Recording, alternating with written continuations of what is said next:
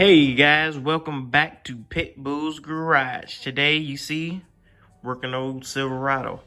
In a previous video I was saying I had low oil pressure, but it only had low oil pressure when I started up and warmed up. So I started doing a little bit more research and looked into it, and a couple of my friends of mine was like, oh yeah, it's probably just a O-ring around the oil pickup tube.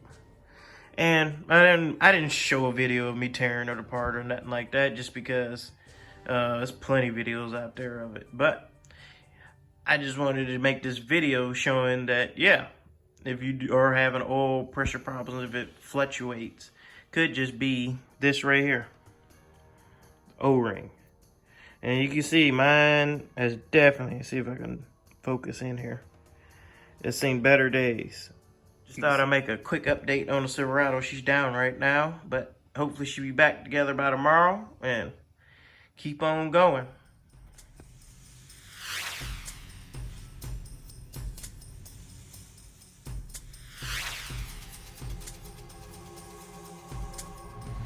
And there you go. And we have oil pressure.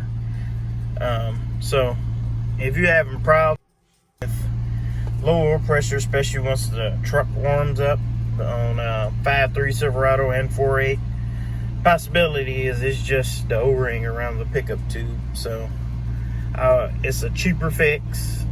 On the two-wheel drives, you do have to drop the power steering rack, and then on the four-wheel drives you do have to drop the front diff. But either way, it's a way cheaper fix. O-ring was up only I'll say $5, so save yourself $100 and something for a new oil pump, and labor, or if you do it yourself, save your time, because it's way easier just dropping the oil pan.